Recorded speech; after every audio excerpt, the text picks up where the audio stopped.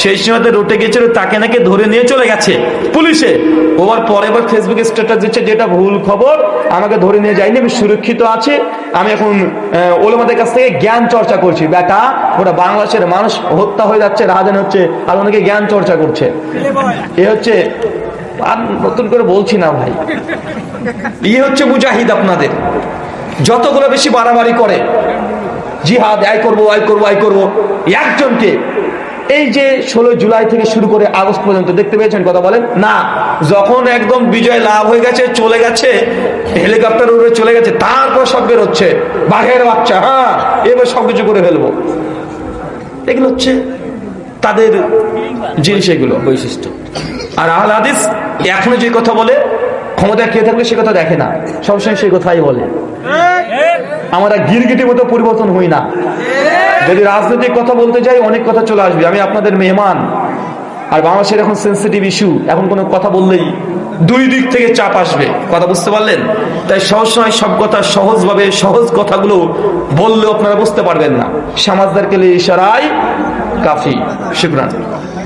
শেখ আব্দুর রাজ্জাক বিন ইউসুফ বলেন, বাজারে বড় মাছ থাকলে সে মাছ গরিব লোক কিনলে সে হবে অহংকারী, আর ধনী ব্যক্তি না কিনলে সে হবে কৃপণ। উভয় লোক জাহান্নামে যাবে।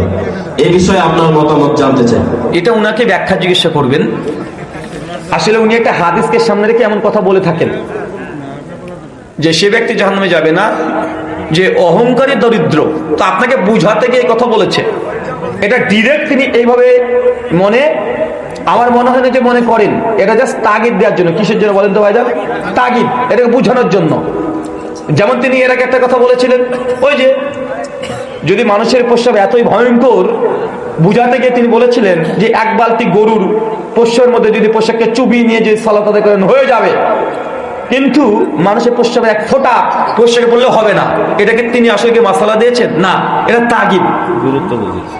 ফাতোয়া আলমগীরিতে পেয়ে যাবেন, 2য় খণ্ড 35 পৃষ্ঠা, তালাক অধ্যায়, লেখা আছে বাড়িতে গিয়েছেন, বউকে পান নাই, নিজের মেয়েকে পেয়েছেন। মেয়ের যদি শরীরের এই রাঙে যে গিয়ে যে লিঙ্গ ঘষাঘষি করেন, তাহলে বউ তালাক হবে না। এখন কি তারা বুঝাচ্ছে এটা যে এই করবি যাই তুই? কথা বলেন, বুঝতে পারলেন না মনে হয়। লেখা আছে ফাতোয়া আলমগীরিতে, কোন পুরুষ মানুষ যদি কুকুরের সঙ্গে আকাম করে দেয়, তাহলে তার হজ জারি হবে না। তারপরে পৃষ্ঠায় লিখে রেখেছে, কোন পুরুষ মানুষ যদি মৃত নারীর সঙ্গে যদি জেনা করে, হজ জারি হবে না। তার মানে কি বোঝাচ্ছে? এগুলো করতে বলছে। কথা বলেন, এগুলো কি তাগিদ? এগুলো কি বলেন তো ভাইজান? তাগিদ। বেহেশতের জিয়রের মধ্যে পরিষ্কার আশরাফ আলী থানভী লিখেছেন, একটা মেয়ের বাচ্চা প্রসব হরবে, অর্ধেক মাথা বেরিয়ে গেছে, এখনো আসেনি, মানে সরি জাস্ট পা দুটো বেরিয়েছে, এখন মাথা বের হয় নাই। এখন যদি আসরে ও আজানের ওয়াক্ত চলে আসে, আসরে আজান দিয়ে দেয়, এই মেয়েটির উপরে আসরে নামাজ পড়া বাধ্যতামূলক পড়তে হবে।